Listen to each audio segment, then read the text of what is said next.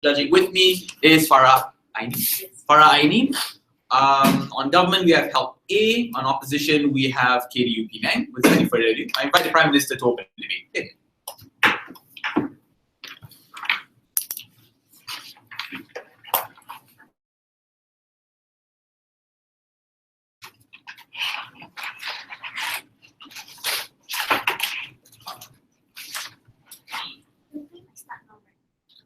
Start when they start speaking. Okay. It is unfortunate that women in a lot of countries are not given the right to choose an abortion because they are shackled by the patriarchy. When males go out there and do predatory things such as removing their condoms while having sex, or even when states putting laws just because they believe in a particular religion and not allowing people to have an abortion, even in the pregnancies that they don't want, is abhorrent. We want to remove that.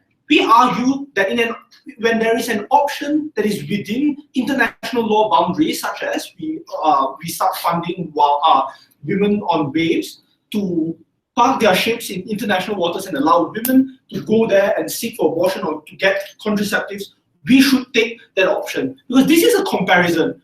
We need to recognize that Women on Waves is a movement that does not receive a lot of funding that is required to address the problem of women not having the choice and the right to abortion in conservative states. Therefore, this is a comparison. What is the world we prefer? A world where we have a more well-funded WOW movement versus one that is poorly funded, such as status quo, which is problematic. We'll address it in later on. So what are we endorsing here? We argue that for leaders coming from more liberal societies such as Canada, Norway, Sweden, or Denmark, we want leaders to openly endorse that they fund this movement. We want the leaders to tell people in public that their government will be funding this, and the way we fund it is just like how we provide developmental aid towards this kind of countries. So this kind of funding will be used to fund ships, for example, making the ship size bigger, or just providing more ships to go into these kind of areas. It could be to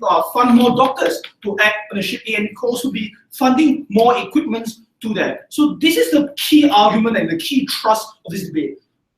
As a state that endorses the right to abortion, you have a principal duty to spread these kind of ideas. The first reason for this is that to enforce a principal right that is a universal right, we need to recognize that conditions in countries like Uganda or Philippines are abhorrent. In the worst case of Philippines, even if you are a victim of rape, you do not have a right to abortion. Even if you don't want that child, the state does not allow you to remove that person, that embryo out of you. So we argue that when states, for example, in Canada, when they legalize abortion, the reason those kind of laws get enforced in your state is because you believe that all women deserve the right to abortion. And when you make that consideration is not only your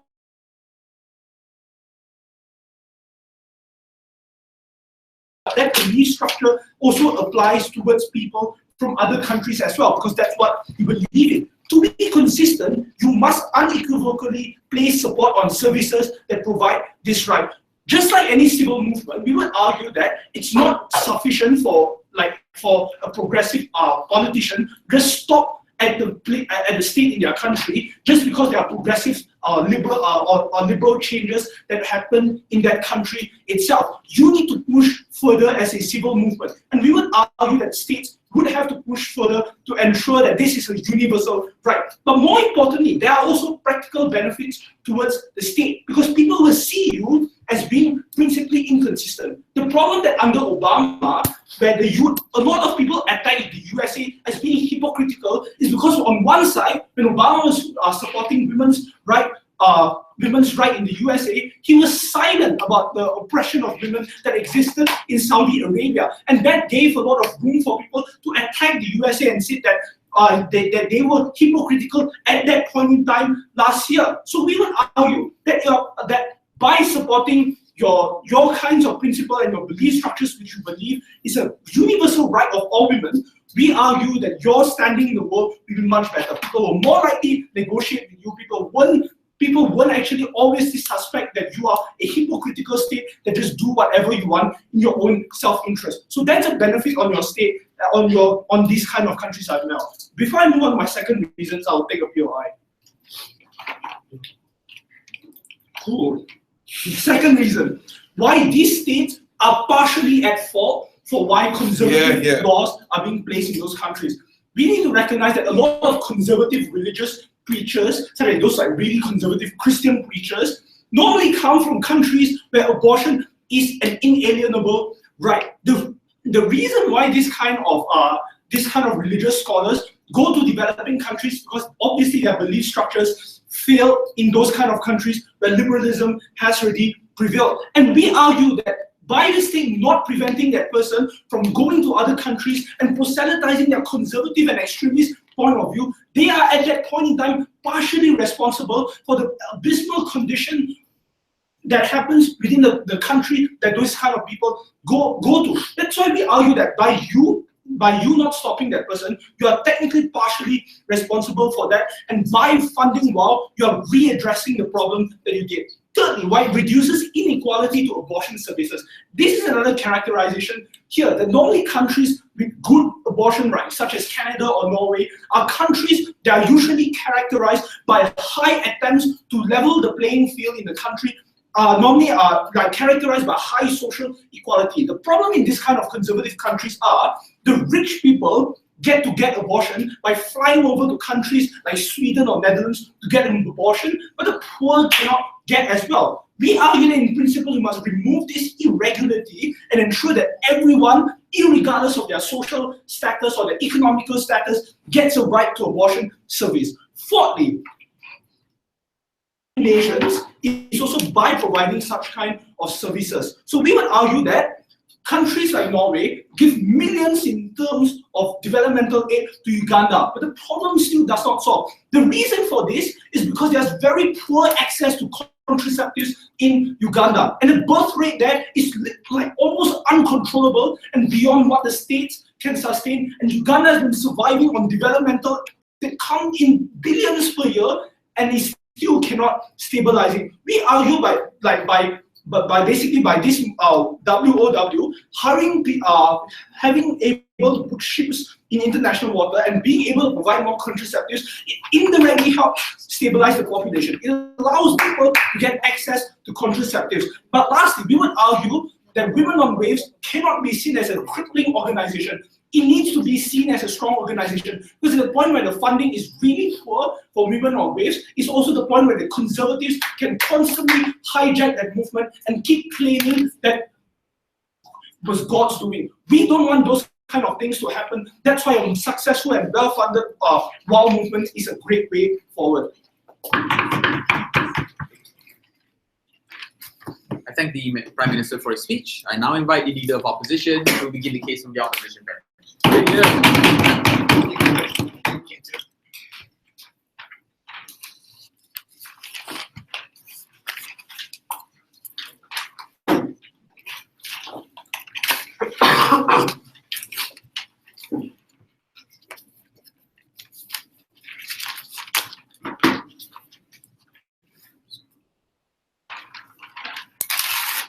Good evening, Mr.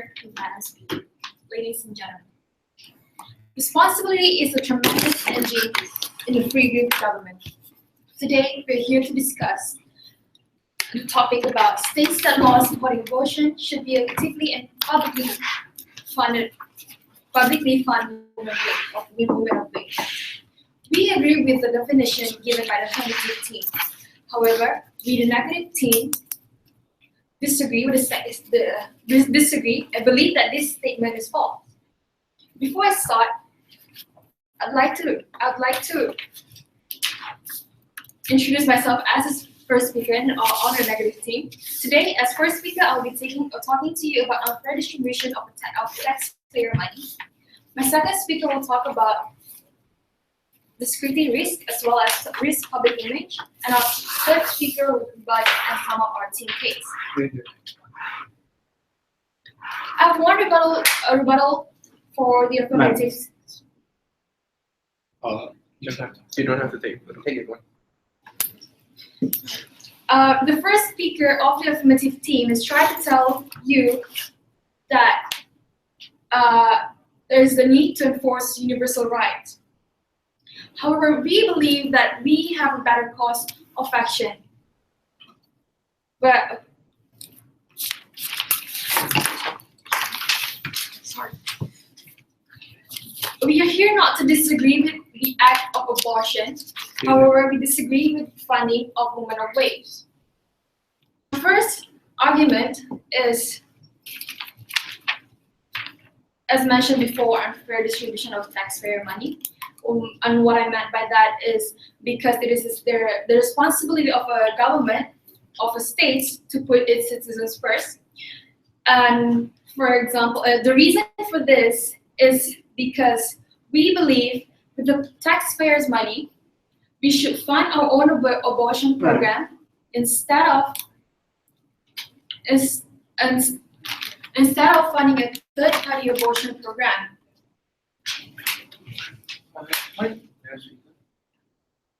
So what you are in favor of is countries having their own women on waves and fund that directly to go and salvage other women in other nations? Is that what you believe in?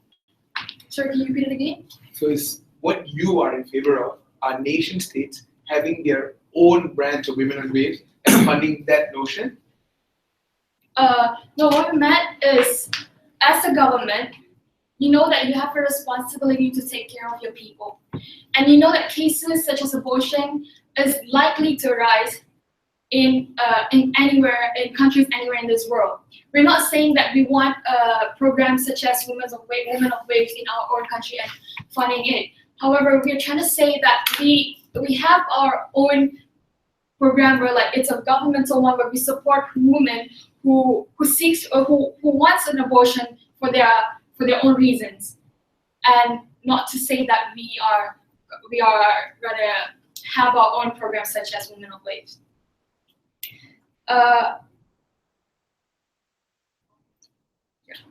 So, Mr. and Madam Speaker, ladies and gentlemen,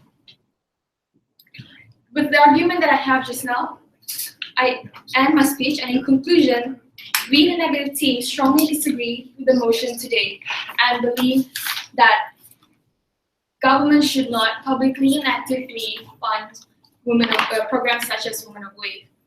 Thank you.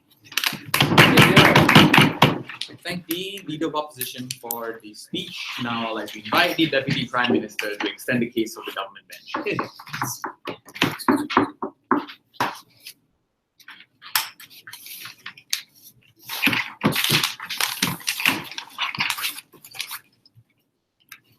It is unfair and unfortunate that only women can bear children. And in certain countries, that's looked at as a gift. But when women choose not to continue bearing the children, that gift becomes a curse and a burden. This debate is very simple and very simple comparative. This debate is not a woman in waves favor or against a woman in waves favor motion or debate. This debate is, what are these sort of harms that we seem to expect if there is an underfunded women on waves? Because the op never or failed to engage with the nuance that we brought to you. The women on waves will continue to exist. It will continue to be a liberalized ideology that seems to be of an image of Western liberal states. An ideology such as that is a responsibility of those Western states. And have that ideology and have that vehicle fail is far too great for these nations who seem, or in the motion that at least allude, are in huge support of abortion. That's why this debate takes place. Let me now first engage with what the Leader of Opposition had to say. She said that there will be an unfair distribution of taxpayer money. We'll take them at their worst case, right? So we can see that there are certain nations, but the first rebuttal is that most states that have abortion laws oftentimes have more than enough money within healthcare systems to suffice for their own country's abortion. So I think it is oftentimes the state that can go above and beyond.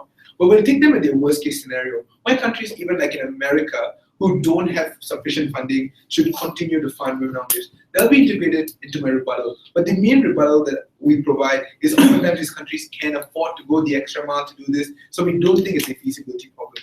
What are the three questions that I will seek to answer in today's debate? Number one, how we aid the development of this nation, how then it best the nations that support abortion. Secondly, why states need to respect and oblige to the views of their own people. Because this is the principal argument that we'll bring to you, that states are only as powerful and always have to be in line with people. And why there's a nexus between a state which has legalized abortion and has people who oftentimes believe in feminist values or believe in some level of dignity to self right and how in which they treat their fetuses, right? And we think that oftentimes the women in these countries and the men in these countries would like to propagate those beliefs. And lastly, how if you don't support, there is some level of blood on your hands and how they're being attacked on these civil nations. First question, how we aid the development of these nations, right? So it is a no-brainer to state that oftentimes developed nations have a responsibility, or at least have in their own benefit, to ensure the development of other nations, right? Because this oftentimes means some level of capital. That means if Philippines were to improve economically, right, that would be an avenue for developed nations to start getting or start selling their goods to and getting some level of profit from it. Why oftentimes these efforts are hampered by the booming child growth within these nations? As Kenneth pointed out to you, even contraception was just recently legalized in the country of Philippines. And the biggest problem in the country of Philippines and many countries similar to that of Philippines that oftentimes have huge laws against abortion is there is a high level of urban poverty. This is when there are far too many children being born and no one ever takes care of them, and there's far too few resources for the state to ever take care of these children, right? This oftentimes leads to the country spiraling down inflation, oftentimes having to deal with huge economic backlash in ensuring some level of progression for these nations, right? How do we tie this back to why it is a responsibility of these developed nations who oftentimes have legalized abortion, right? So we think it is fair to say that most nations that have legalized abortion, that are in support of abortion, are economically well off and oftentimes look for future markets within these developing nations, right? Number one. In the countries where abortion is widespread, women are more likely to maintain jobs and remain as an economic actor. This is a comparative point. What I'm trying to say is, in the world where abortion is not being able to be legitimized and not easily accessible as the comparison that Gov promotes to you, there are three problems, right? Number one, there's less competition in the workforce because women will never be seen as legitimate economic actors. So men will oftentimes have a monopoly. That's why we see in the Philippines, majority of business owners and majority of people within high-ranking institutions are oftentimes males and don't have sufficient competition for those roles. Secondly, how there's also lack of incentive for other women to be in the working line, right? When there's a dwindling working force of women, that you constantly see that there's insufficient women in the working line, you are less incentivized to do so. And oftentimes the reason why these women don't go far in the working line is because when they get children, and even if they don't want these children, there is a notion and there is a wall which you cannot break, and you're forced to keep this kid, and you're forced to raise this kid, and you're forced to stay at home and never go and work, right? So we think that, and lastly, how when there is less kids, there's just generally more resources, and that's a no-brainer, and we do think we need to go as fast as go there, but there are less people in a particular nation state, and there is more money, there's less needed to be spent on smaller people. But why is this point important, right? When on a comparison, when the notion of abortion is much more easily accessible and more women can access it, we tell you that the general development of the nation will grow, and that will be beneficial for the nation. How does this enable the developed state? Is number one, there will be less amounts of developmental aid necessary to give to these nations, as they will be able to progressively self-suffice on their own when they have less children and less urban poverty within these places. And that concludes the first argument. The second argument, why states need to respect and oblige to the views of the people. This is a principal argument that we bring to you, that oftentimes the states that support abortion have a huge supporter base of feminists, of people who believe that abortion should be a universal right. So a state is only a state if the people are in support of it. And if the people, the majority of people within these states are unequivocally supportive of abortion, that means oftentimes the nexus is they're in support of abortion widespread, right? Because the benefit, if you have many countries on board with you for abortion, or if abortion becomes a desensitized thing, right? There is a benefit for every single human being within your area or within multiple nation states, right? So there is a notion to be said that there's a political capital to be captured here, right? When abortion becomes desensitized and more acceptable and more accessible, right? Oftentimes these people within these well-off nations have an easier time proving to even within their own doubters, right, why abortion is a beneficial thing and needs to be an unequivocal right. So that is how we conclude the second argument. What's the last argument? Why if you don't support, there is some level of blood on your hands, right? As a country that supports abortion, you've already set the notion that getting an abortion is a proper choice, right? What is the example of this? And the Supreme Court ruling in America that legalized gay marriage oftentimes empowered gay people everywhere and told them that you have a right and you should go fight for this right. Similarly, if you are in support of abortion, you're publicly in support of abortion, the notion you said to many women everywhere is that abortion is a legitimate right, that they should seek out if they feel necessary, right? But at the same time, you give them a double-edged sword where you don't give them accessible amounts of abortion. We didn't get any sort of comparative on how they will improve abortions elsewhere, but at the same time, they have to agree that the notion of being an abortion-supportive state means that you encourage people to seek abortions because you encourage that onto your own people as well, right? So we think there's a huge disconnect here. You cannot tell people to go get abortions, at the same time limit their access to them. For all these reasons, we're very proud to support. Thank you very much, DPM. I'd like to now invite the representative of opposition. Here.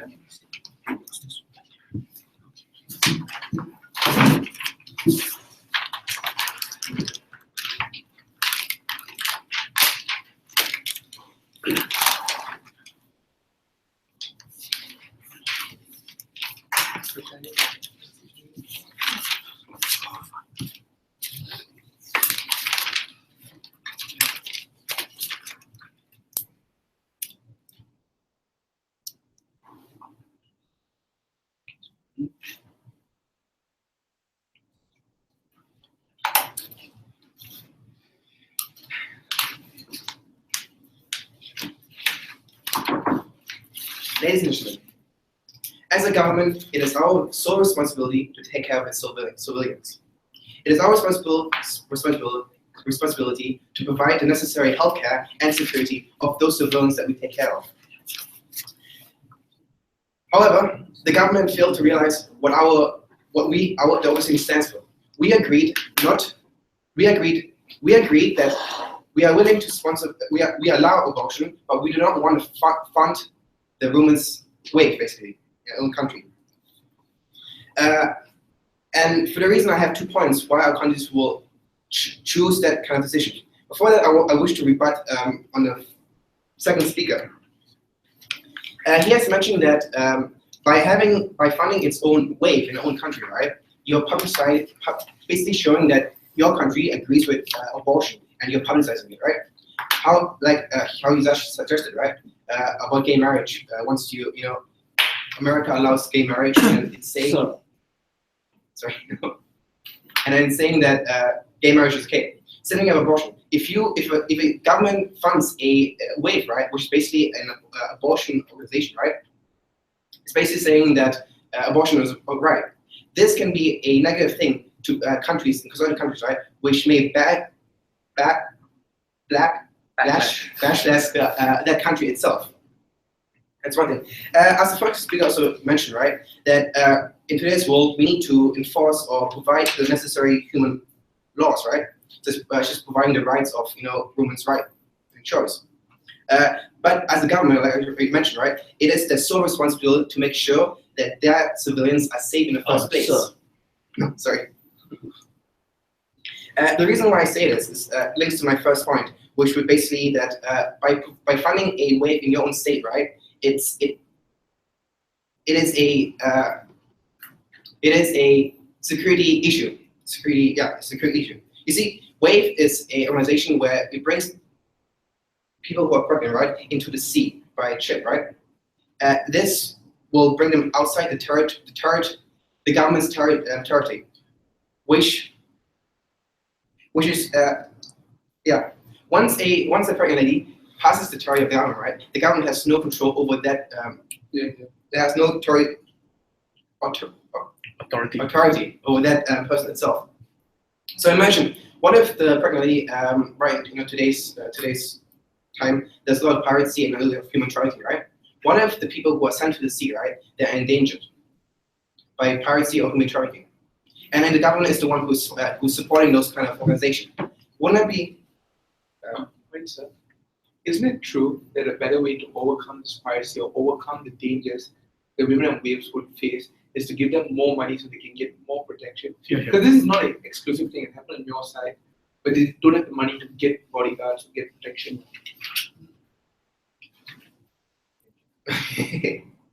Yeah, like I was saying, their security risk as a government if they were to fund the wave. My second point would be that by funding this kind of organization, right, it has a negative impact, negative public image of the government itself. For example, imagine you have a government, right, that endangers its own people. Wouldn't the civilian or the public, right, see the government as a bad thing? That would be a negative public image. As well, other countries, they will see that as a government, right, you don't have the confidence to take care of your own civilian. And that is bad itself. Wait, sir. Yeah, sorry.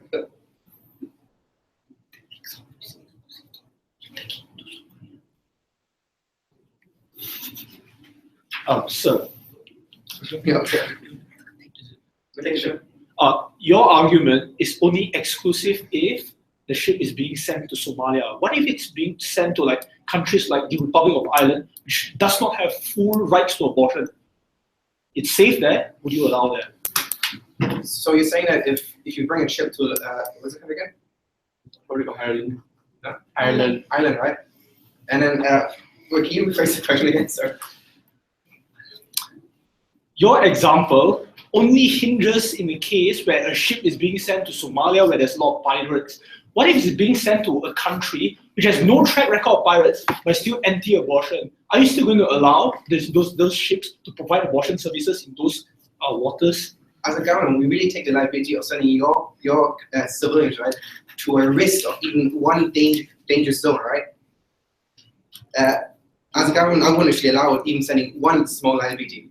So yeah.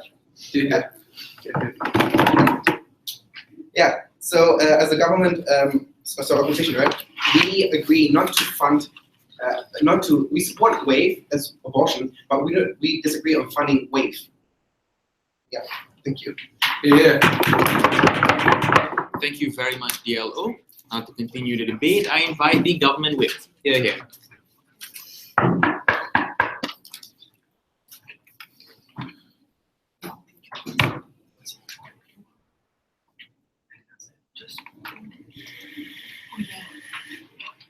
It is selfish that third-wave feminism isn't accessible by many who live in patriarchal countries. Yeah. I think it's sadder that basic autonomy that seems alien to so many women who will hate themselves when they become unwilling moms without universal rights. When it comes to the question of universal rights and how far it should extend, we believe it lies in the responsibility of people who can access these privileges. When countries like Norway, when countries like in the EU do have rights for these females to have abortion and to be able to even venture out into the world to help other people. We believe they're more than capable enough to protect themselves from a lot of things. And more so, they've done a lot of risk calculation because there is no benefit in endangering your lives while helping other people. There's no utilitarian basis or benefit when it comes to saving more people and not saving yourselves as well. So when it comes to issues about the debate, whether or not the state that really lies into this sort of constructed land that these people stay and believe in and serve for this government, we believe that when it comes to things like universal rights, women's rights, abortion rights, equal wage rights, minimum wage rights, the whole world right now understands and wants this movement to proceed. Why? First, there is a principal duty for them. We throw this similar to when they evangelize in the state, in these indigenous countries, when they believe it saves people. We say it's the same principle as how these women on waves function. That when they go out to preach the good news or preach the gospel, gold and glory, they travel with pride. They travel with motivation and incentive to be able to give women because it's something that they believe in, that it should be something universal. Hence, when it leads to this parallel, when people that can save people, and this understanding and this motivation lies within them, why not more funding for these people to be able to excel more than they should? When it comes to their question of being the quality or the safety of these people, and not only the people who will be virgin on the seas, but more for people who receive these abortions as well, we believe that it will be a lot safer with more funding. Why? First, women on waves will still continue no matter what you tell them not to do. They'll still find funding from different NGOs or from different groups that will support them either way. There are so many feminist groups out there that still have funding, but why is it not enough? This leads to the second level of analysis as to why then it should be the states. These states then can handle their own healthcare system. And also, it is then less incentive for them, for these states, or less strategic for them, to take out 50% or whatever percentage from their own healthcare by not taking care of the citizens first. they are more likely then to be able to take out money from their own budget that is not from their own healthcare system, because eventually they still have to put their citizens first. The fact that if they say that our worst case scenario is that people will then bash their own government for doing this, by helping other people instead of them, it's then less likely for these governments to do so, right? First, when more people bash against the government, they'll be less supportive of the government, and the government doesn't want that anyway. And if the government then has the responsibility to spread the word and to spread this and to spread the influence of women on waves, the fact is that they will then more likely have incentive to cater to their own people and also to women of waves. They do not want any sort of backlashing in their own state anyway. So there is no incentive or not strategic for them to take this route. And the fact that if they are developed nations, and more so then, they're probably already well funded and controlled, why should this then alienate the responsibility to not extend these women on waves? Why is it that if they say that we support women all over the world, or we support women in our state, are women from other states different from the women in their state? And more so, when they talk about how that this will land on a negative image, we believe no. Also in like unions like the United Nations, as to where Emma Watson went to give an impending speech on how women's rights should then be celebrated and how the He for She campaign was such a success.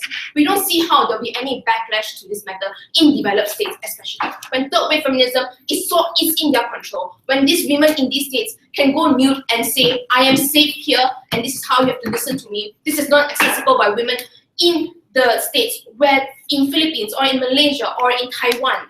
These are the women who will constantly suffer under their own government's care, or will then become unwilling moms to children who eventually suffer as well. So what have the government bench told you today, and based on these issues? How first, our principal duty of universal rights is something that you should be consistent with and cannot go against, because more so you'll face more backlash in the international field more than anything. Second, who is this for?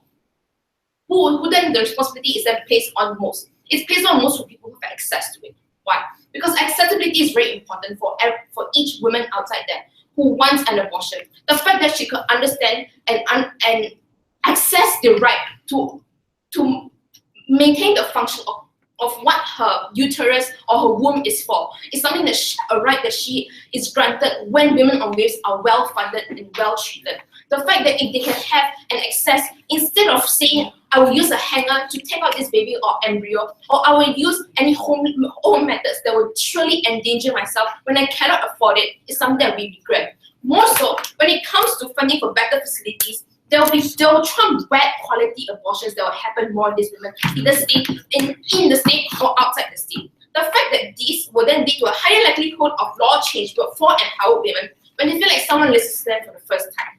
The cognitive dissonance when you give empowered women for these patriarchal states is something that you can never change and never forget, that they'll never forget.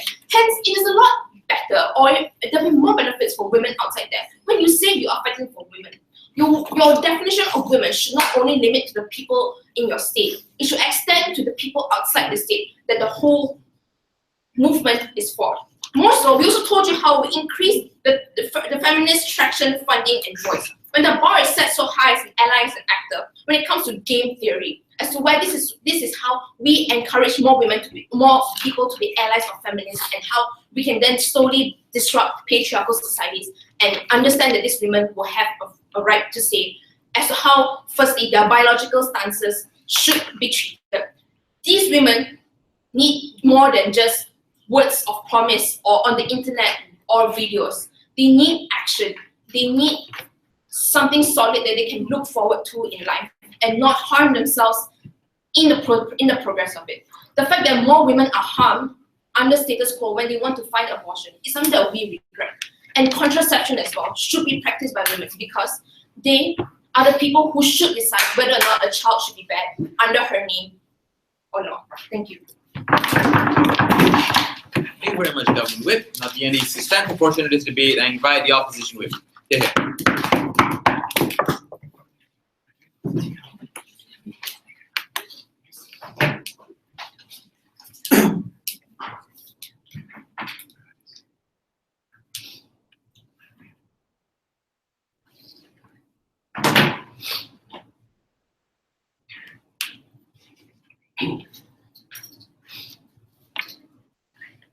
ladies and gentlemen, today we are here to debate the motion of whether this House believes that states with the law supporting abortion should actively and publicly fund women or rapes. Now, ladies and gentlemen, before I begin, I'd like to give you a quote, which is, everyone has a choice. What you perceive as a right choice may not be perceived as the right choice. Now, before I move on any further, I'd like to summarize our case of the opposition. Firstly, our first argument is about the unfair distribution of taxpayer money. What we mean by that is that it is unfair for taxpayer money to go to a third-party organization which does not return back to the citizens. We feel it's unfair towards the citizens of that nation for its taxpayer money to go towards a third-party organization. Second, our second speaker has brought up that it is the security of the people which we the government, we the opposition feel that the government should prioritize. What we mean by this is not only on Somalian pirates and all that. We believe that it is also a risk when people go to the ocean to have these abortions. They are not only going on. If your metric is risk, do you support people risking their lives to save people who are like victims of natural disasters, even though there's risk of going to help them there in the first place? I feel that this is a very different situation in the sense, is that in these natural disasters, this is an entire nation who is at risk, who is in danger. While in this case, it's a very selective and small proportion. Even though, yes, you may say that the women who want abortion may be a certain proportion, it is still small. So, moving on, what we meant by security of the people is that and it correlates to our second point of my second speaker, is that when the risk of security is so high for not only the civilians of other countries, it has a very bad image towards the country who publicly and openly supports and funds women or rapes. What we mean by this is that, imagine you are a country and your citizens have been sneaking off to support women or rapes and having abortions. While out in international waters, there was an accident and she's apparently heavily injured. I'm so sorry, I'm not done. She's heavily injured. In this situation, who is to blame for this? Will it be women on waves, or will it be the government who has the citizens there? Then it will play a part. It will correlate back to the nation who supports and publicly funds women on waves. Now, sure, why not? Most liberal rich states fund medical science frontiers. Yeah. They send doctors to go help out, nations in like trouble and stuff like that. Are you also against that because there's no direct benefit back to the nation state? No, that is completely different. Because when we send doctors to another nation, these doctors are helping that nation in rebuilding and as well as helping their citizens. Well, in this situation, you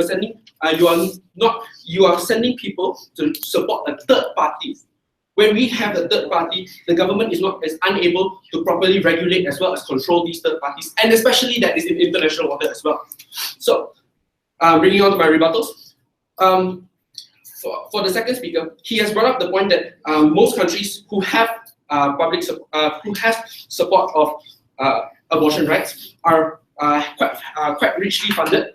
Now, we the opposition believe that the government, yes, we have the funding, but is it the right thing to do to fund these third-party organizations?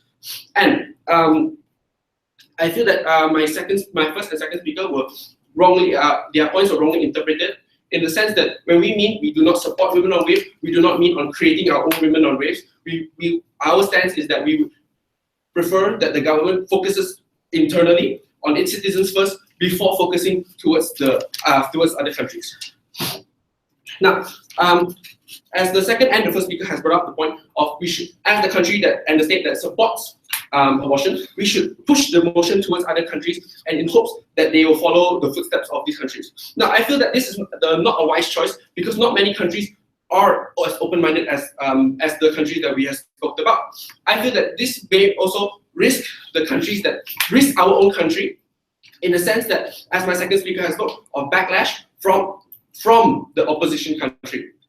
The third speaker has confused our points in that she said that our own citizens will backlash. That is not what we're talking about here. What we meant was backlash from the other countries. Because as a country, example Malaysia, if we support women on waves, the country, example, is in Indonesia or any other country that does not support abortion rights, will have a bad image towards Malaysia, who is in support of this and is encouraging their people to go for abortions. Now, as the third speaker has brought up the point that the risk, that there will be a calculated risk. Yes, let me ask you this, the SARC government, why would you want to choose to take that risk? Why do you choose, even though there's a minimal risk, there's calculated risk, why do you choose to take that risk of your citizens and your image of your country? Sure, why not? The fact that international backlash will probably not happen because countries with minute or strong patriarchal values will probably be less heard of as compared to countries like the EU and America who strongly support abortion. Yes. Why do you then think it Okay, face more backlash? let me explain. Because even though it is a small country, or as she said, it's not as important as the EU, it is still a country which we believe that the government should have a proper diplomatic relationship with other countries as well. We believe that the government should be trying to maintain the best image towards all other countries and not trying to push its own agendas. Secondly, finally, I'd like to conclude a little bit, is that we believe that we have the proper stance and we have all the countermeasures, and also we have thought about what the government should be doing towards its people and why the government should not be trying to help others before they help themselves. And with that, I leave you. Thank you so much. Thank you so much. That ends the substantive portion of this debate. I now invite the opposition reply speaker, whoever that may be.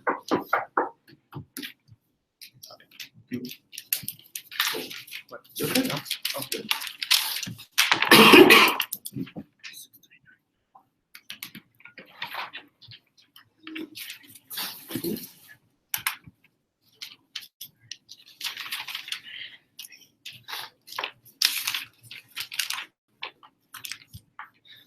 Yeah.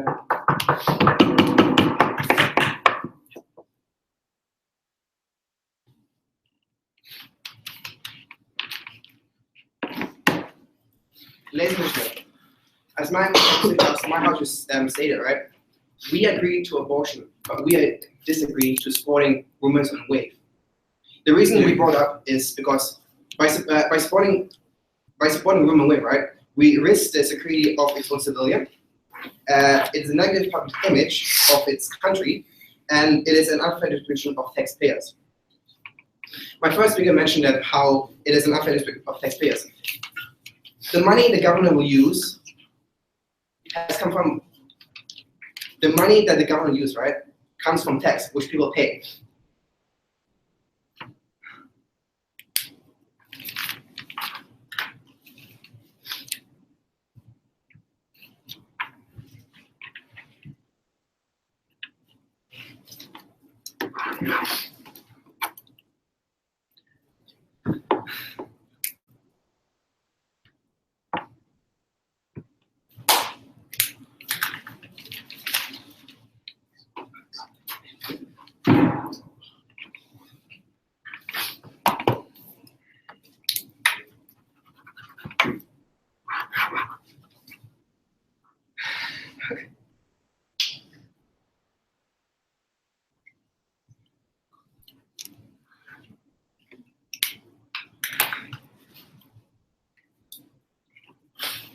The points we brought up, the 3 points we brought up: risk of civilian security, negative public image, and distribution of unfair taxpayers. We strongly believe that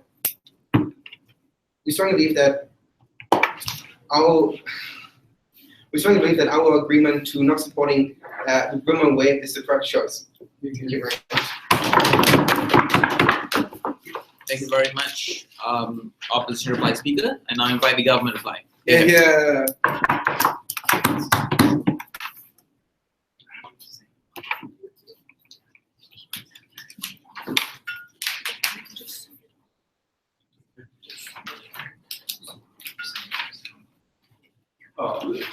Yeah.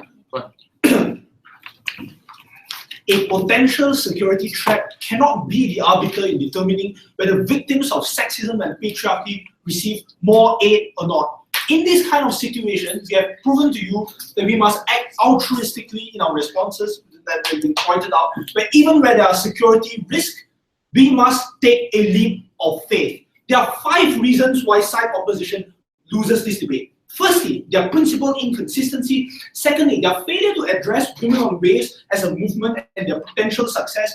Thirdly, how they ignore the principal duty of what a state should do.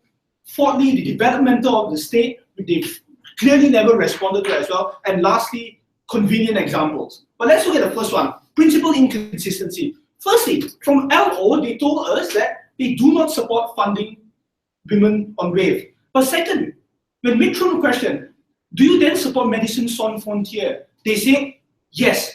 These are same principles, right? We are not sending normal people on ships towards countries like Philippines to conduct abortion. We are sending qualified doctors that was in our mechanism. And even if you don't buy that mechanism, it's still the same principle. Médecins Sans Frontières is trying to save people who are obviously sick. We are trying to provide aid for people who cannot access abortion. Though it is principally inconsistent, I really don't know what stance you are taking. But second reason why you lose it is the convenient examples. Because really, right, I don't think this debate is only confined to the most worst kind of state that they try to talk about, where there are pirates going to just rob your ship whatsoever. But even if it were, the funding that we told you, we can use the funding to provide better securities, right? Make our ships higher, have better water hose to shoot over pirates if they come, right? Those kind of, the funding is not limited to just giving money in terms of